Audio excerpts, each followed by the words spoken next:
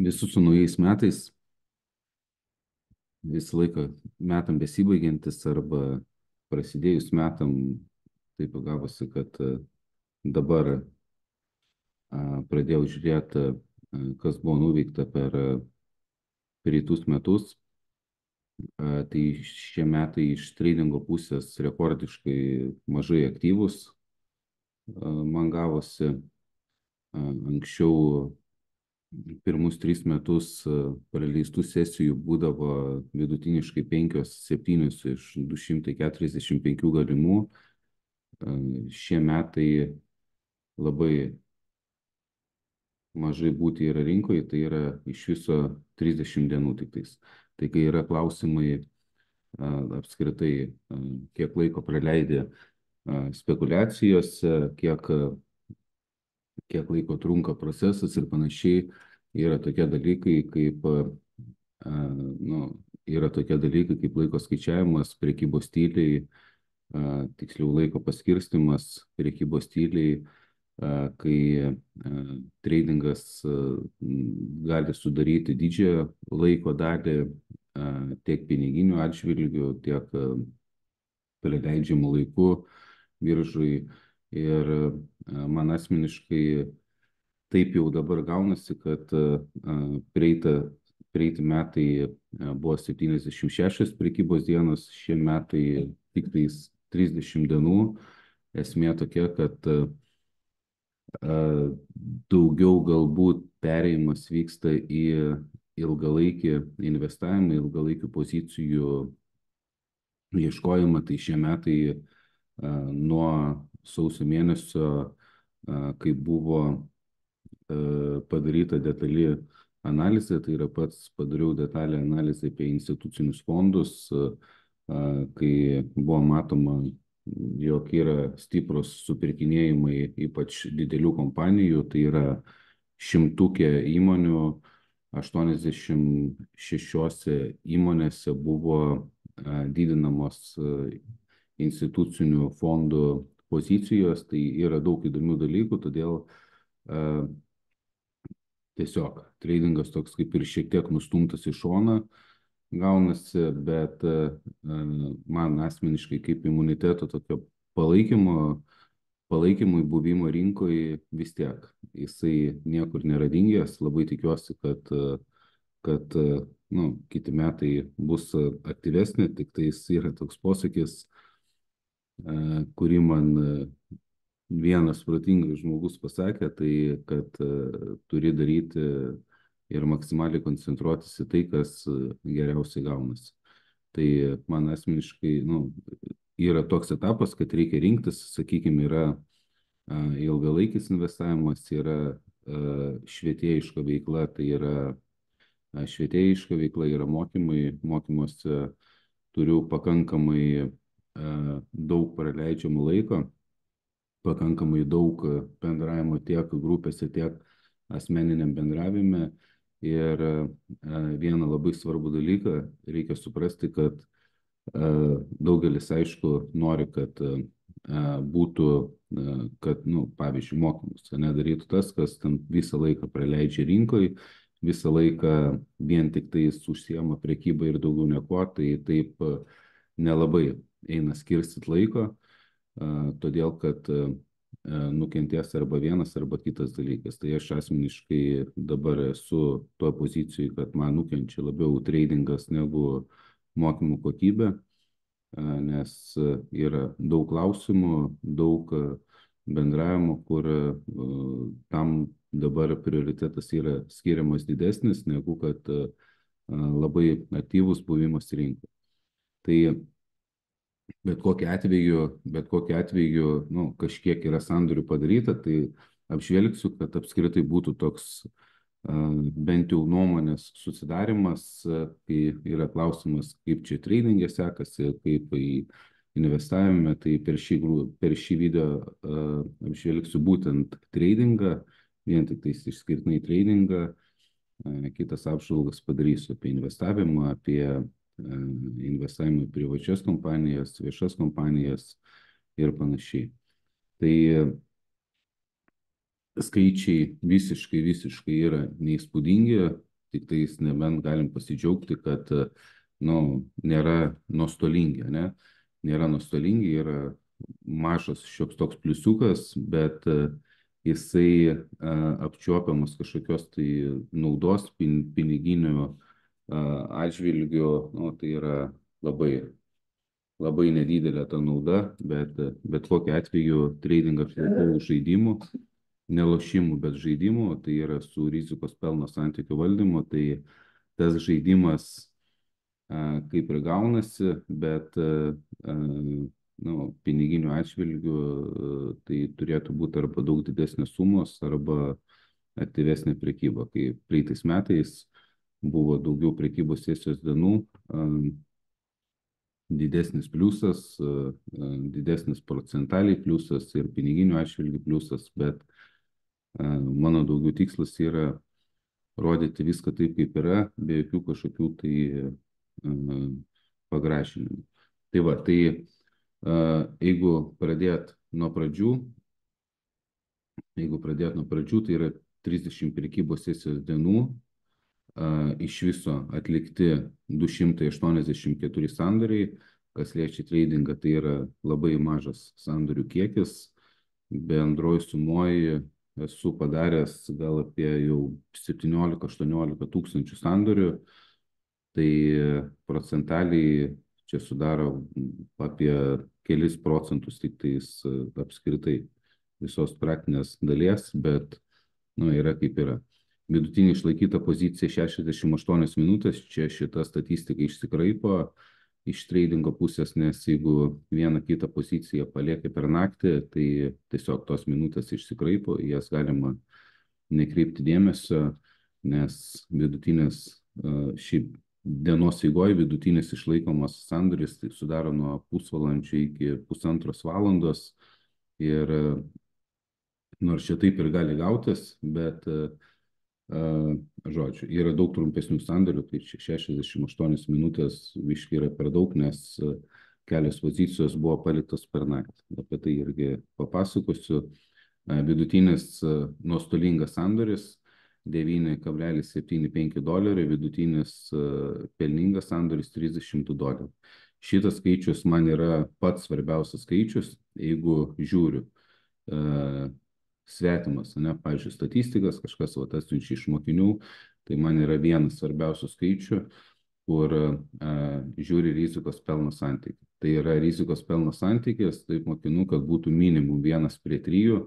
Daug aišku sandorių yra, kai padarai 1:5, kartais gaunasi 1:10, gali būti rizikos pelnos santykis, bet vidurkis, nu, niekur jis tai toli nenužengia, yra plius minus 1:3, bet tas irgi rodiklis išsikraipo, kai kokią nors poziciją uždarai rizikuodamas $10, uždarai $15 į pliusą, tai gaunasi 1:5, kažkokia gaunasi 1:2, tai čia yra vidurkis, bet šiaip turi tradingė būti rizikos pelno santykis minimaliai 1:3, geriausiai yra 1:4, 1:5.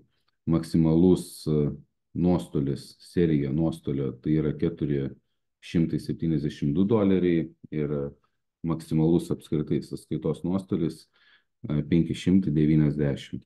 Dabar viskas kalba eina čia su depozitu $5,000. Šiais metais visiškai nedaug skyriau pinigų tradingui, tiesiog taip jau susidėliojo viskas, kad tradingas buvo nustumtas į paskutinę vietą, bet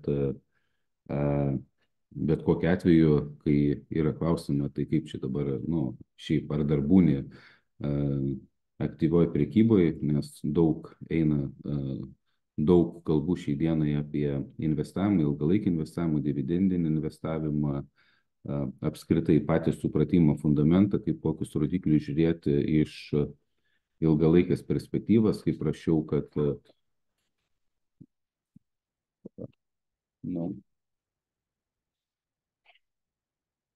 aš dabar galbūt dėvim tetą.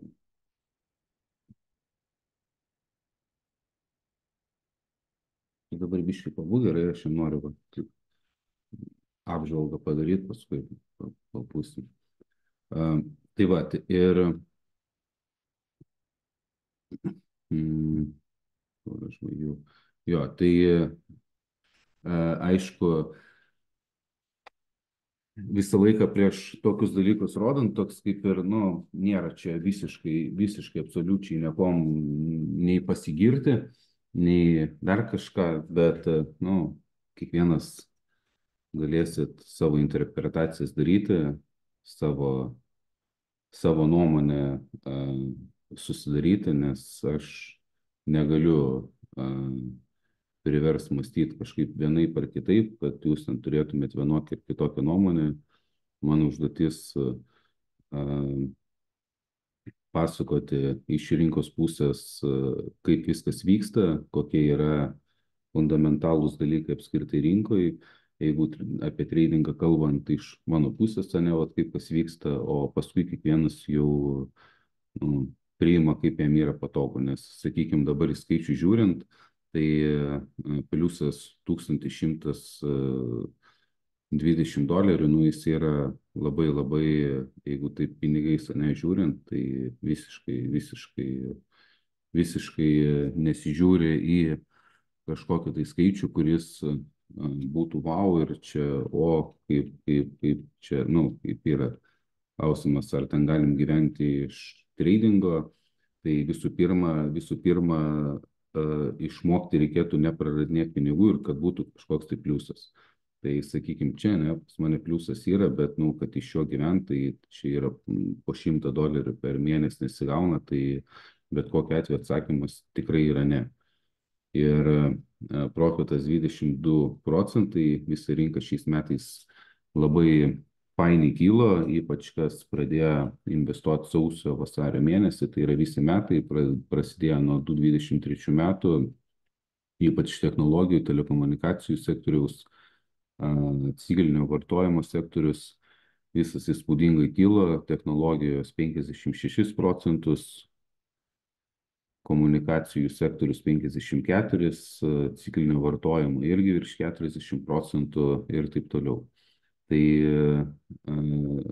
šiaip visas investicinis portfelis nėra nei vienos pozicijos minusinės, visos kabo pliusinės, 17 naujų pirktų pozicijų ir viena Paragon uždaryta su 15% nuostoliu. Tai jeigu žiūrint į laiko resursus, tai laiko resursai investavime reikalauja mažiau laiko, tradingė daugiau, bet pats tradingas yra labai geras dalykas tas, kad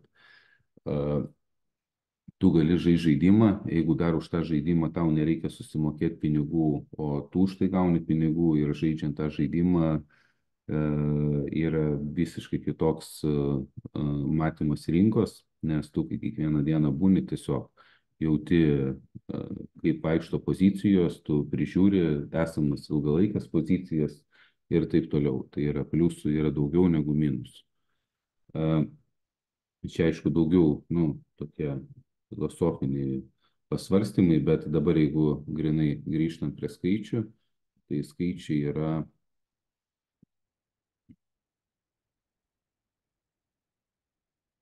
kad maždaug susidaryti apskritai, ta prasme, pačius statistinius, ane, dalykus, tai paimam, tai tu man trukdai.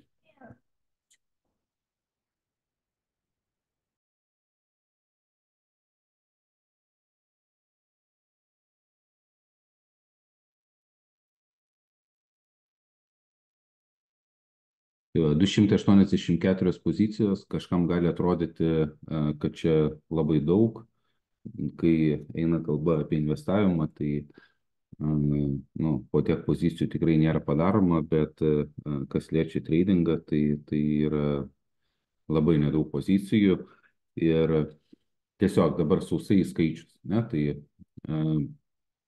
nuo turimų $5000 esamas skaičius, procentai iš viso suprekiautų akcijų 48 tūkstančiai, pelnas su komisiniais, pelnas nuskaičiavus komisijomis, ne, tai ant komisinių kažkas pasimaitina irgi visai neblogai. Dabar statistika pelningų ir nuostolingų pozicijų. pelningų pozicijų yra 31%, nuostolingų pozicijų yra 63%. 30 ir 60, 94, kur liko 6%, 6% yra uždaryti 18 pozicijų į nulį. Kai į nulį yra uždaroma pozicija, tai nei pliusas, nei minusas. Tai va, tai grinai va, tokie skaičiai ir short pozicijų, kai yra klausimas, kokių pozicijų daugiau atidaroma, kokių mažiau, tai visą laiką sakau, kad plius minus nėra skirtumo, yra panašiai pozicijų tiek į short, tiek į longą, tai yra tiek shortinant pozicijas, tiek perkant, bet šiuo atveju 2/3 gavosi, kad pirkimo pozicijų daugiau negu parduotų pozicijų. Ir bendras vidurkis yra 31%, tai nuo jo man sunkiai sekasi pabėgti kažkur toliau į viršų, tai jisai sviruoja realiai visą laiką. Per visą laiką, jeigu ten žiūrėti 10 metų, tai jisai plius minus sviruoja nuo to 30 iki 35%. Ir čia irgi svarbus yra dalykas, kad suprasti, kad nėra kažkokio tai įrodinėjimo, nėra kažkokio tai bandymo įrodyti, kad va čia ten tik tais 80 arba 90% tik tais pelningos pozicijos, vien tik tais eina į pliusą ir panašiai, yra netoks tikslas. Tikslas yra iš posakio, kad nesvarbu, ar pozicija nuostolinga ar nenuostolinga, svarbu yra, kai patiri nuostolį, kiek tu prarandi ir kai tu uždirbi, kiek tu uždirbi. Tai iš to norima pasakyti, kad minusas turi būti mažesnis negu pliusas. Ir pliusas visą laiką turi būti didesnis negu esami minusai. Todėl čia nežiūrint, tai realiai gaunasi 7 kartus iš 10 yra padaromas minusas, bet bendroji sumoji vis tiek esama pliusė. Kažkam galbūt geriau gaunasi tą statistiką išlaužti, bet tų minusiukų daug yra per bandymus. Ką tai reiškia per bandymus? Kad tiesiog yra bandoma įeiti kur nors į poziciją su maža rizika, nepaina pozicija, tiesiog uždarai mažą minusiuką. Ir čia yra tradingas, investavime irgi yra tas pats. Tik tais, kad tradinge yra skaičiuojama centais viskas, investavime yra skaičiuojama procentais, tai yra, aš asmeniškai ieškau pozicijų nuo 5 iki 10%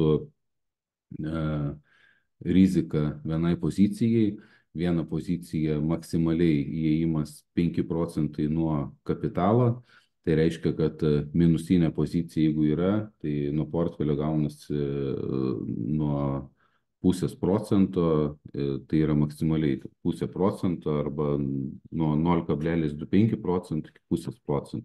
Tai yra, aišku, mėgstantams tokį didelį adrenaliną, taip toliau, kad paimti be jokios diversifikacijos, kažkas tai patinka, vieną poziciją gali už visus turimus pinigus, tai galima ir stipriai išlošti, jau reikėtų tą žodį minėto, nes tai jau nėra žaidimas su rizikos normalių valdymų, diversifikavimu, tai jeigu yra valdomos rizikos, bet kokiu atveju, kad ir vieną kažkokią tai poziciją gerai paeitų, tai bendram vaizdui nesudarys labai jau kažkokios tai stiprios įtakos, kad iš karto portfelis padidės 5 kartus.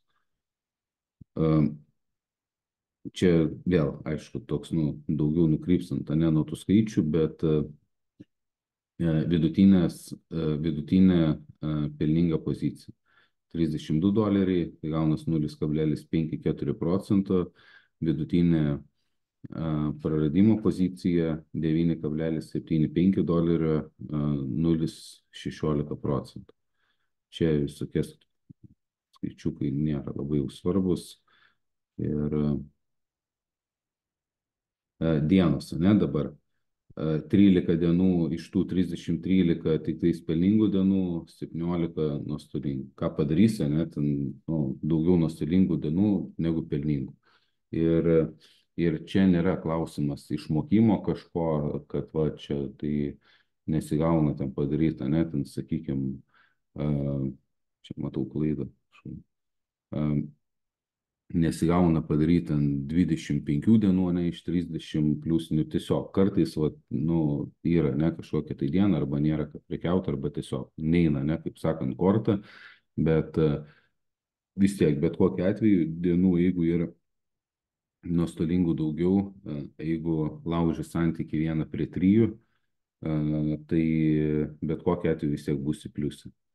Ir vidutinė išlaikyta pelninga pozicija 52 minutės, vidutinė nuostolinga pozicija 34. Čia irgi yra paraleliai vaikščiantis dalykai, kai jeigu normalus yra rizikos pelno santykis, kurį galima laužti, tai visuomet bus pelningos pozicijos ilgesnė trukmė. Tai yra, jeigu vidurkį taip žiūrėsi, tai visą laiką bus jinai ilgesnė, nes čia ir yra rinkui, kad, nu, tu ieškai kažkokių tai užėjimo taškų, ieškai galimybių, bet tu negali rinkos kontroliuoti. Ne? Rinka eis ten, kur jai reikės eiti. Gali tik tais kontroliuoti, ar tu sėdėsi toje pozicijoje, ar tu toje pozicijoje nebūsi. Ir tą galima kontroliuoti. Bet kur turi rinka eiti, kur jinai čia privalo eiti į viršų ar į apačią, mes šito kontroliuoti negalim. Tai va, ir čia dabar, čia šitie skaičiai vidutinės dienos nuostolis $50. Tai čia reikėtų paminėti, aš turiu pas save platformai, pas mane yra nustatyta, kad per dieną negaliu prarasti daugiau negu 2%. Tai yra ne kažkur mintise, ne kažkoks tai ten mental stopas, o tai yra sistemiškai. Ir jeigu, pavyzdžiui, depozitas yra 5,000, tai dienos rizika maksimaliai yra $100. Ir kad ir kaip kas galvotų, kad va čia sugebu valdyti rizikas, čia kažkokią tai nustatytą sumą čia galiu maksimaliai prarasti, jeigu tai nėra padaryta sistemiškai, tai yra iš trečiosios pusės, ne, ten, pavyzdžiui, iš platformos pusės, šansų praktiškai nėra. Sorry, aišku, kažkas gal apie save gerai galvoja, bet, nu, geriau galvoja, bet kad nebūtų tokių dienų, kad ten kažkas tai ten susišvietė arba tiesiog net ten susierzino, kad pozicija eina ne ten, kur ten norėtųsi, kad jinai eitų, dar pradeda įpirkinėti. Tai pačios grūdžiausios istorijos yra, kai pinigai prarandami ne taip, kad ten po truputį iš lėto, o visos įspūdingiausios istorijos yra, kai prarandama viską iš karto. Ir tas viskas iš karto dažniausiai yra per martingale, tai yra per minusinių piramidžių statymus. Kai pozicija nusipirkai atrodo pigiai, tada dar eina į minusą, tada dar dasipirkai, tada eina dar į minusą, tada dar keliai 3 kartus daugiau. Ir vienas, kitas, trečias, 5 atvejis gali baigtis sėkmingai. Kai sėkmingai baigėsi, geriausiu atveju išsivartoma į nulį, kai nesėkmingai baigėsi, yra sudeginami pinigai. Čia, aišku, jau yra platesnė tema, bet tiesiog rizikos valdymas privalo būti ir jisai turi būti ne jūsų kažkur tai sugalvotas mintyse, o jisai turi būti užfiksuotas sistemiškai. Šiek tiek pažiūrinėsim skaičiukų dabar įvairių. Ne to, kad skaičiukų, bet pavyzdžiui, ne, va, čia. Čia yra, aišku, nu, taip labai čia liūdna žiūrėti, nes labai nedaug tų prekybos sesijos dienų, bet tiesiog, ne, biški taip pagal dienas, kad maždaug įsivaizduotume ten, kokie galimi pliusai, ne, kokie galimi minusai. Ir $49 pliusas, $67 pliusas, ten minus $12, minus 15, čia 133, minus 18, minus 46, 259, minus 80, minus 84, 345, atrodo, ten tokia diena, ne, ten 305, o čia gerą dieną nuo depozito gaunasi beveik 7-8 procentai. Tai labai faini būtų, jeigu visos dienos taip eitųsi, bet dėja vienodų dienų, kaip ir matom, čia nelabai yra. Todėl šiaip, kai pas kažką yra iliuzija, kad per dieną, va čia norėčiau uždirbti $100, ne, kokį, nu, ten arba kažkokią tai X sumą, $10, 50, 100, tai yra iliuzija, tai maždaug noras būtų toks, kad pas mumis Lietuvoje gyvenant, ten norėtumėt, kad kiekvieną dieną šviestų saulė. Norėt galima, ką tik tais norėt, oras bus toks, koks jam reikia būti. Čia galima norėti, ten prognozuoti kažką, visiškai nereikalingas užsiėmimas, nes kaip reikės, taip ir bus.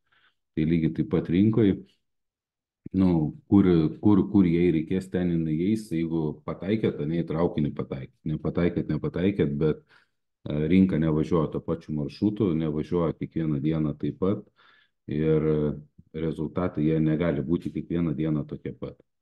Plius 199, minus 598, čia va, ne $5.98, tiesiog turbūt nieko kažko ypatingo nebuvo, va, ir taip gaunasi. Plius 169, minus 18 ir čia bank minus 441. Prieš tai minėjau, kad stopas yra $100, tai yra, nu, 2 procentai, gaunasi $100 ir čia bank toks 441, kaip čia dabar tas minusas gavosi, buvo sulaužytos taisyklės. Vasarą, Liepos 19 matau, tai čia vasara ir, pavyzdžiui, atrodo, ten, nu, kaip ir supranti ir pats mokinė, ne, kad yra taisyklės, kad, pavyzdžiui, jeigu yra tradingo sąskaita, tai per naktį tų pozicijų iš vis nepalikinėjai, per naktį paliekamom pozicijom yra vidutinės trukmės sąskaita ir ilgalaikė nesąskaita. Tai čia viskas, day tradingas tai ir yra, kad tu dienos eigoje fiksuoji visas turimos pozicijas.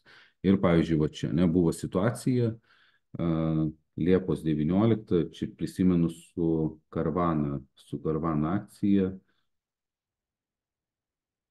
Čia yra dropopsas iš mokiniam, kur yra prieinamas praeitų grupių mokymai Liepos 19, pabandysim.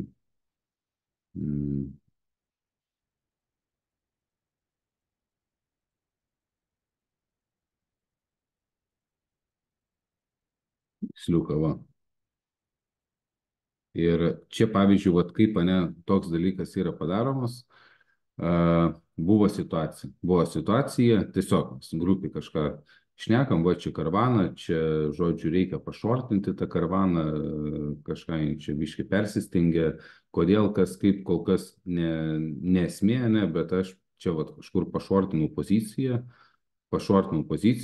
ir visiškai nekaltai 50 akcijų, tas 50 akcijų, kas čia yra, realiai po $40, tai, nu, $2,000, visiškai nereikšminga suma, tokia ten atrodo, nu, ten pašortinau ir buvo tokia situacija, kad tiesiog pašortinau, jinai ėjo į pliusą ir išvažiavau namo ir jos neuždariau.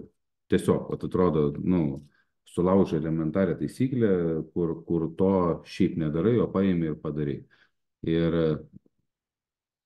pasakoju, ne, pavyzdžiui, kad kuom yra pavojinga palikinėti pozicijas, ypač didesnės akcijų biržai ir ypač mažesnės kapitalizacijos įmonės, kad tu visada rizikuoji ant kokio nors didelio gepo.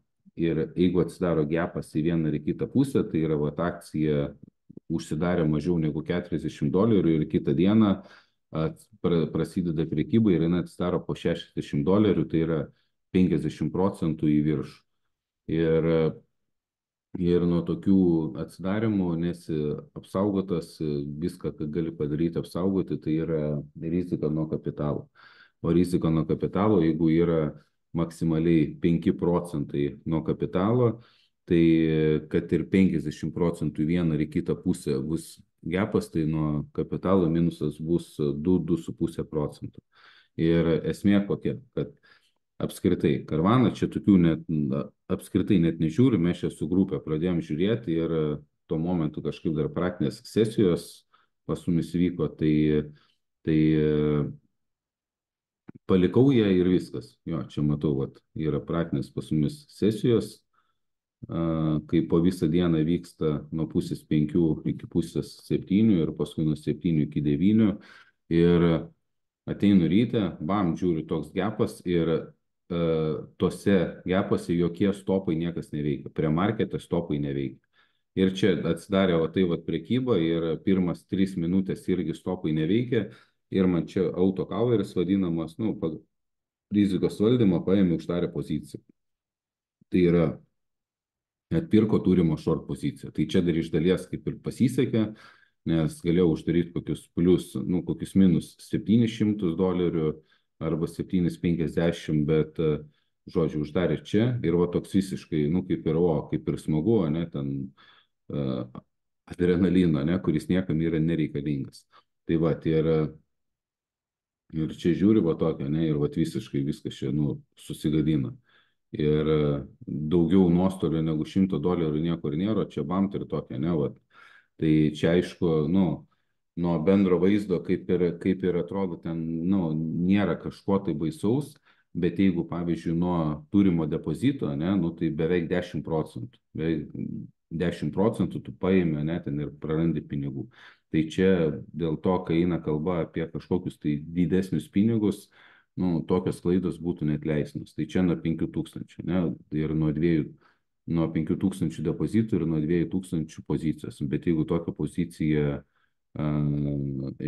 poziciją už kokią 20 000 pašortinti, tai nuostolis būtų 4400. Jeigu pašortinti už kokius 100 000, ne, tai nuostolis jau būtų 25 000 ir tai čia su pasisekimo gali būti ir minus kokie 50, ne, tai todėl su visais pinigais, nu, tos taisyklės jos nebereikalo yra. Ir jeigu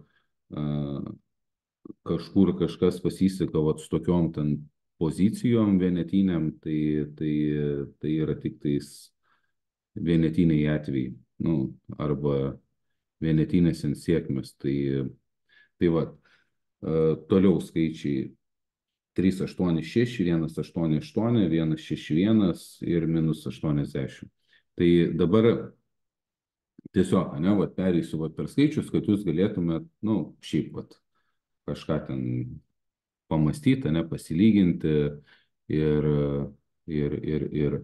padaryti išvadas, ne, kažkokias, nors tos išvados, pavyzdžiui, pas mane, va, ten dabar atrodo skaičiai, ne, ten kaip ir nieko įspūdingi, bet tai nėra, kad žiūri ir kažkoks tai nusivylimas ar dar, treningė pas mane visą laiką yra platformų pajungta, kadangi 3 monitoriai yra, vienas didelis, 2 mažesni, tai vienam tam mažesniam visą laiką yra pajungta ir vis tiek visą laiką, nu, tu į tai žiūri ne kaip į kažkokią uždirbimo priemonę, bet kaip į apskritai supratimą rinkos, žiūrėjimą rinkos ir pačios investicinės pozicijos yra 90% jos atrandamos būtent iš treningų, iš buvimo rinkoje.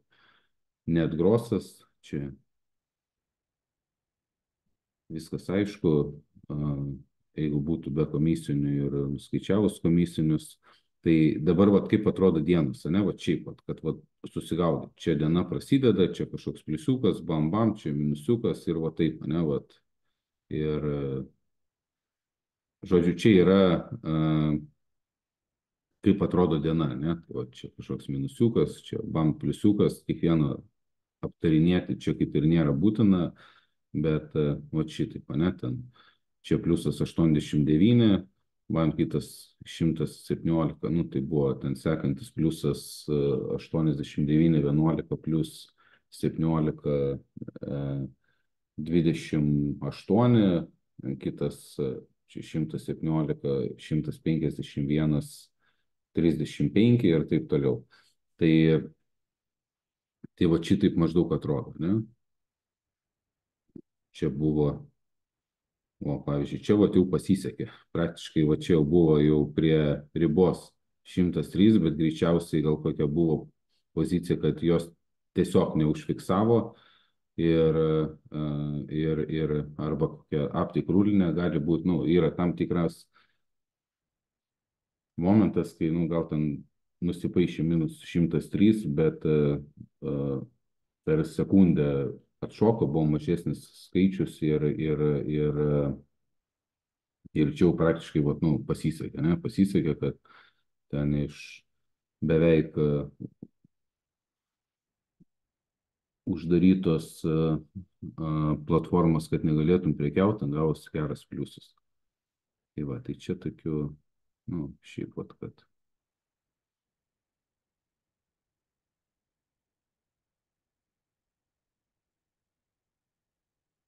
tik tais 30 dienų, tai tokia labai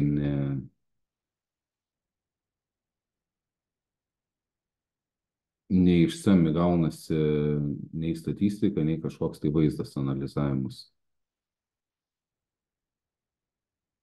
Čia kol kas šitie dalykai, to čia pas mane paliks. Taip, pavyzdžiui, vat, kai kalbama apie laiką, nors dashboardą naisiu, tai va, taip atrodo grafikas, kai kalbama yra apskritai va, apie laiką, ne, ten kokios tavo dienos, ten yra mėgstamiausias arba kokiom dienom prekiauja realiai visos dienos. Ne, va, tas piragas, jisai yra ne tik tai šiais metais iš 30 pozicijų, visais metais jis yra panašus. Visais metais yra panašus, tiek pirmadienis, tiek antradienis, tiek trečiadienis, ketvirtadienis, viskas yra panašiai. Penktadienis dažniausiai šį būna toks arba pirmadienis mažiau, man taip atrodo, bent jau psichologiškai, kad yra mažesni piragai, bet realiai, nu, tik tais pirmadienis biški mažesnis, o šiaip tas piragas, jisai, vat, tai nėra skirtumo, kokia tai yra priekybos, nu, tai yra kokia savaitės diena, visom savaitės dienom būnama vis tiek, pavyzdžiui, rinkoje, nors šiuo atveju apskritai tos priekybos yra tik tais pusantro mėnesio, jeigu 30 dienų imti, bet čia, kai kažkas nori šablono, ne, kai pavyzdžiui, ten, kaip robotą, ne, šablonų, va, kad čia dabar, va, čia po tiek, va, ten dirbu, po tiek sėdžiu rinkoje, ten be jokių išeiginių ar dar kažko, tai yra tai yra gyvenimas, gyvenimas nėra jisai, kad vienoje vietoje stovėtų, yra situacijos įvairios. Situacijos, sakykime, aš anksčiau turėdavau mažiau mokinių, neturėdavau ten, tarkim, vaikų, neturėdavau dar kažkokių kitų papildomų įsipareigojimų, kas liečia su bendravimu, nes iš jūsų daug yra su kom, nu, asmeninio bendravimo, daugiau laiko lieka, tai tu būni tradingė, tai automatiškai ir yra pozicijų daugiau, rezultatai kitokie ir panašiai. Bet kokiu atveju šiai dienai yra investavimas, yra mokymai ir aš nuo jų uždirbu pinigus. Man yra mokama dar kitaip, ne, aš tai vadinu daugiau iš filosofinės pusės, tai yra finansuojama mano veikla, ne, kad aš vat, rūpinčiausi savo kurso dalyviais, kad atsakinėčiau klausimus, kad rūpinčiausi, daryčiau testus, ne, ten, kad, nu, šiaip, kad rūpinčiausi, ne, kad prižiūrėčiau, kad pabūčiau ir psichologų, ir dar kažko. Tai tiesiog, jeigu kažkada bus toks laikas, kad, sakykime, mokymų nebedarysiu, nu, tai tada gali pasinerti pilną galvą čia, bet kaip gautųsi, vėl čia klausimas, bet pirmoji vietoj, kad kažkas gautųsi, tai, nu, tai pirmoji vietoj reikia bent jau $1 uždirbti. Metai baigėsi bent $1, jeigu bus uždirbę pliusą, tai jau vadinasi kažkas gaunasi. O jeigu dar metai iš metų bus pliusas, ar didesnis ar mažesnis, tai vadinasi, kad, nu, kažkokia tai bent jau viltis yra. Pavyzdžiui, ne, dabar statistika pagal laiką. Statistika pagal laiką, Nu, bet čia realiai iš 30, iš 30 sandorių nelabai čia ką yra žiūrėti. Tai trečiadienis, ne, daugiausiai pliuso ir daugiausiai minuso. Bet automatiškai tai ir yra daugiausiai pliusų, daugiausiai minuso, nes turbūt daugiausiai sandorių padaryta. Ir nors aišku, ketvirtadienis, taip pat jau čia būtų galim žiūrėti, ne, kad ketvirtadienis vat, yra daugiausiai, daugiausiai pliusų ir vos ne mažiausiai minusų. Bet nu, iš 30 dienų yra sunku žiūrėti, ta prasme 30 dienų yra labai mažai. Rekomenduoju labai pažiūrėti mano praeitų metų apžvalgą, tai yra, ten yra daugiau sandorių, apie koks 1600 sandorių, 76 prekybinės dienos, tai ten šiek tiek įdomesnė yra statistika, nu ir skaičiai yra geresni. Bet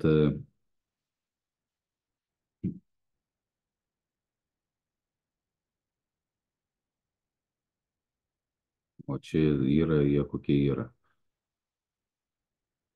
Taip, išėjimo laikas, ne, tuo, pavyzdžiui, man asmeniškai vadinamas klausas, tai yra rinka susideda iš atidarimas, pietai, atidarimas tai yra nuo pusės 10 iki 11, pusė 12 skaitoma, paskui kaip ir pietų laikas toks ir nuo pusės 2 ir nuo pusės 2 tai vadinamas klausas, man asmeniškai klausas toks yra pats mėgstamiausias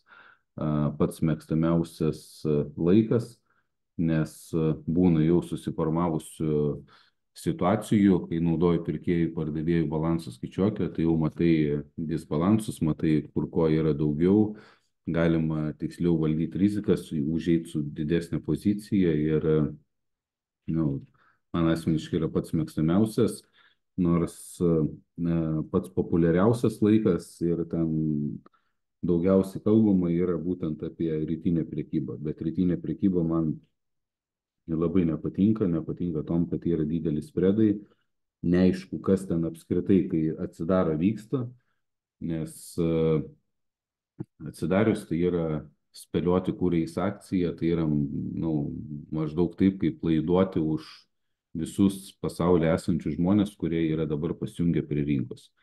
Niekas rinką daugiau nesudaro kaip pirkėjai ir pardavėjai. Ir kaip mes galim dabar spręsti, ką dabar darys koks 10 arba 20 milijonų pirkėjų arba pardavėjų. Ar jie norės parduoti, ar norės pirkti. Čia tas 10-20 milijonų labai labai neperdedant ir labai dar pasikuklinant su skaičiu, bet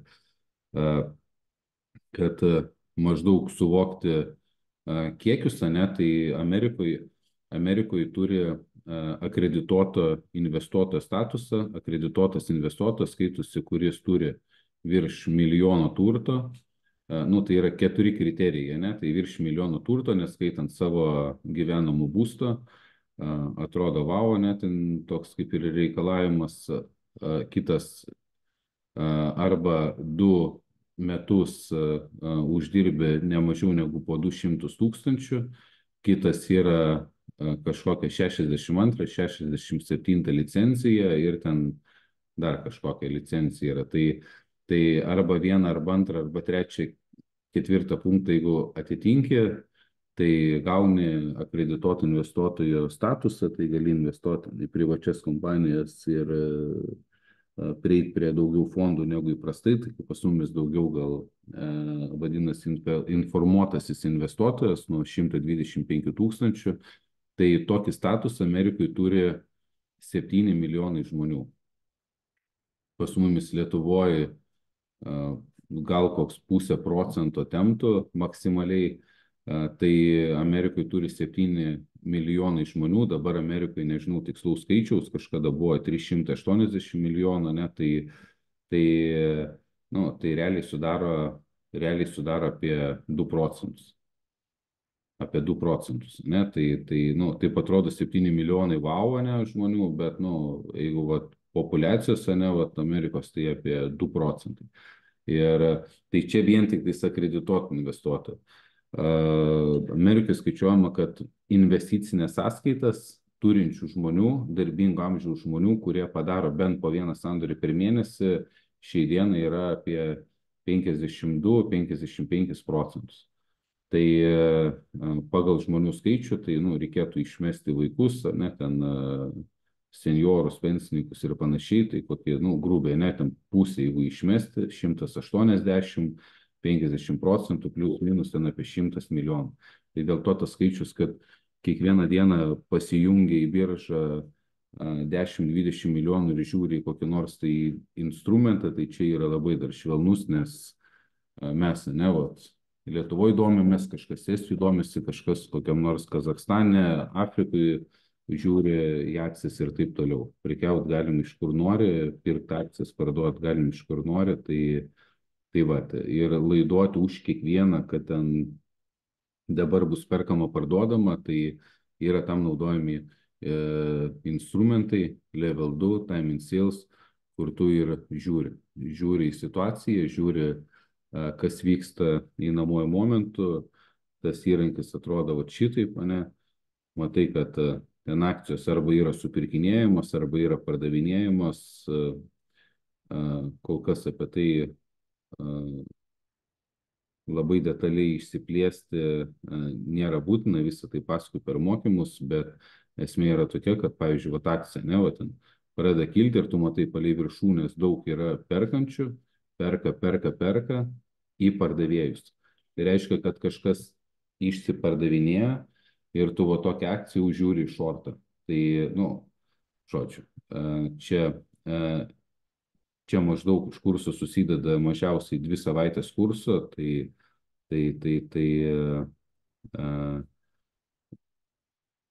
jeigu ir pradėsiu pasakoti nuo vidurio, nelabai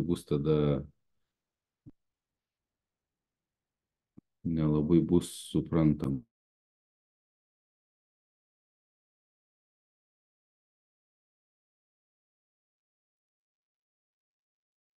Kartais gali šiek tiek, kaip dabartiniu momentu, galbūt kalbėjau ir pradedu nuo kažko kitko kalbėti, nes kelis kartus dabar pauzę buvau įjungęs. Šalia vaikas ateina su savo poreikiais. Tai sustabdau įrašą, nelabai iš jų iškarpinėju, nelabai noriu tam skirti labai daug energijos visokiam iškarpinėjimam, tai nedarau to.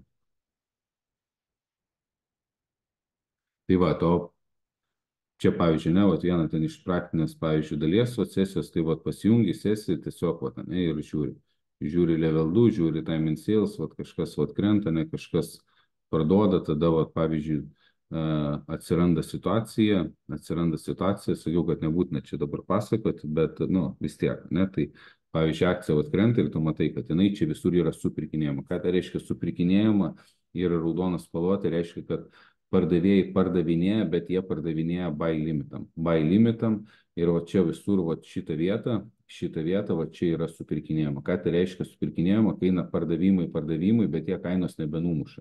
Eina pardavimai, bet juos prilaiko buy limitais, tai kažkas tuos pardavimus sugeria. Jeigu kažkas parduoda, vadinasi, kažkas turi supirkti. Jeigu kažkas perka stipriai, kažkas turi parduoti. Jeigu kažkas perka stipriai ir nėra parduodančių, kaina pradeda kilti.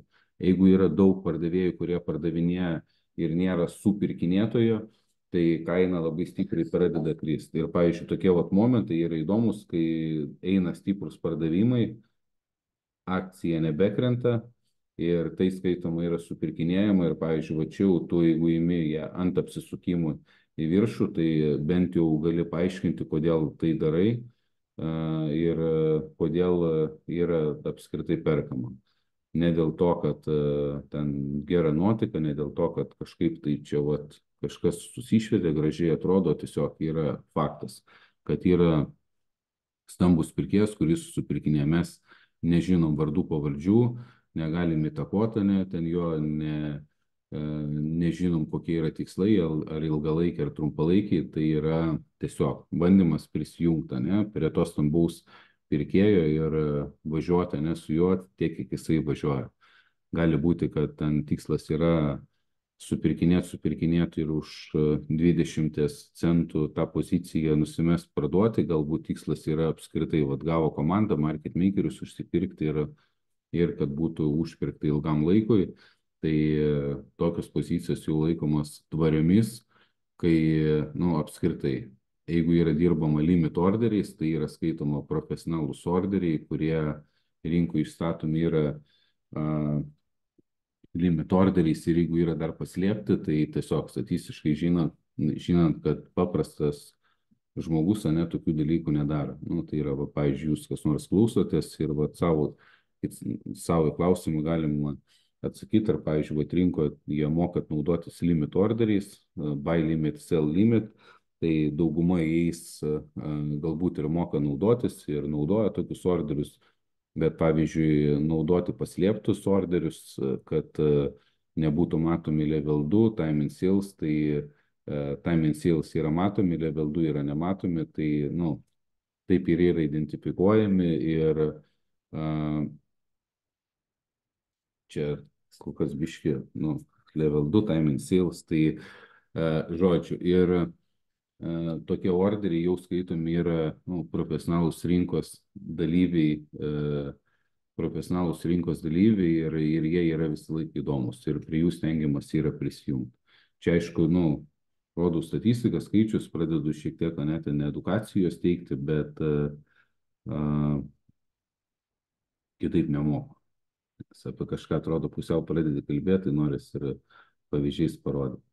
Tai, va, tai čia, tarkim, tiesiog, va, ne, toks va, šablonas, va, kiek išlaikytos pozicijos, kiek kokių, va, ne, ten išlaikytų, tai realiai daugiausiai išlaikytų yra 20 minučių arba jau ilgesnį laikotarpį, ne, ten 160 minučių ir čia didžiausias minusas ant long term jau gaunasi jau ant ilgalaikės, ne, pozicijos, o čia būtent šita buvo su Carvana, kuri palikta per naktį ir viską labai negražiai ištaško.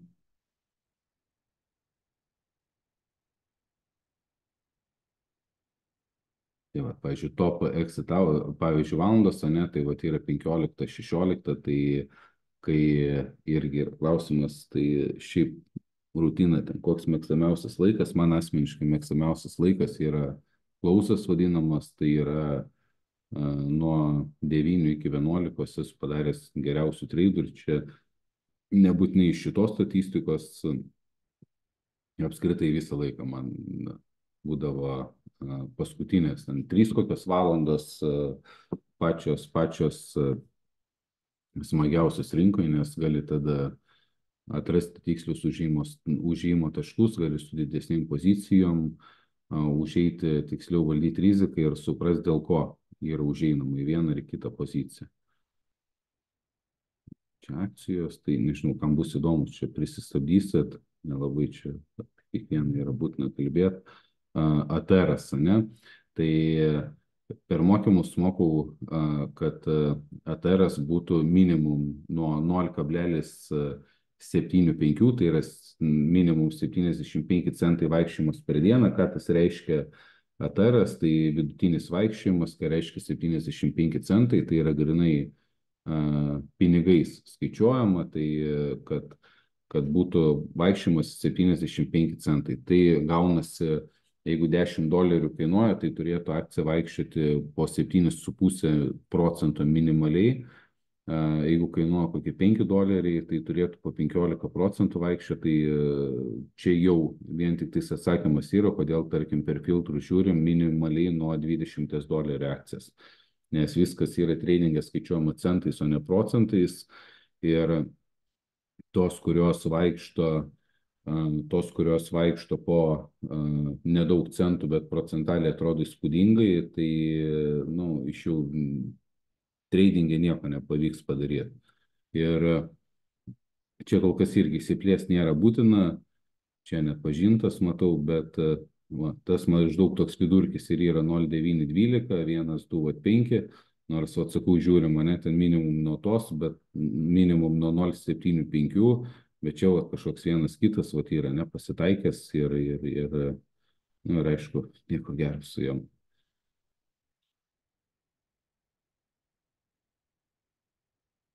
Tai va, tai čia žodžiu nieko kažko išskirtinio. Tai va, tai nu, svarbiausia, ką norėjau parodyti, tai va šitie va skaičiai. Šitie va skaičiai, kad maždaug suvokta, ne, kad va, kiek tų pliusinių pozicijų, kiek minusinių, kad darant netgi ir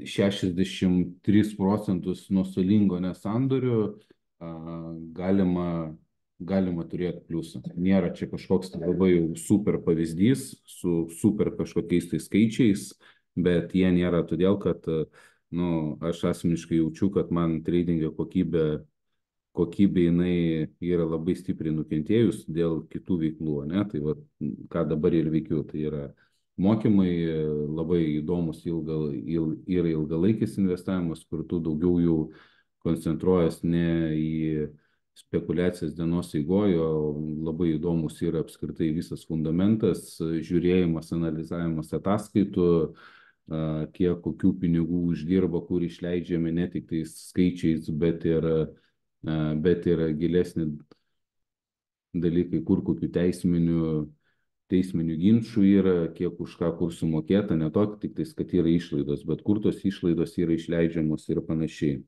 Tai čia nėra nei kažkas tai blogai, nei gerai, tiesiog viskam laiko, nu,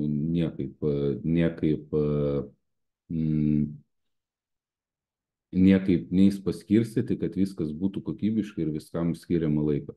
Tai dėl to, kas ir pas mane ateinate mokintis, tai nu, reikia turėti omeny, kad tas norint išlaikyti kokybę, pavyzdžiui, mokymo kokybę, bendravimo kokybę, nu, negaliu būti užsidaręs ir vien tik tais būti treningai, nes tada nukentės kitas dalykas. Kas ateinate jūs, mokintis, tai jūs norite gauti dėmesio, norite, kad su jumis bendrautų, ne tik tais, kad čia kažkoks skaičius parodyčiau, kur jums realiai nei šilta, nei šalta, nes nu, iš tų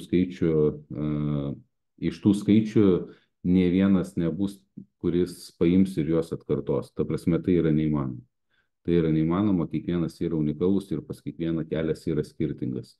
Ir pas vieną gali būti geriau, pas kitą gali būti labai blogai, pas kitą gali būti dar labiau gerai ir panašiai. Tai daugiau užduotis yra suteikti meškerį, o jūsų užduotis yra pralenkti mano šitos skaičius.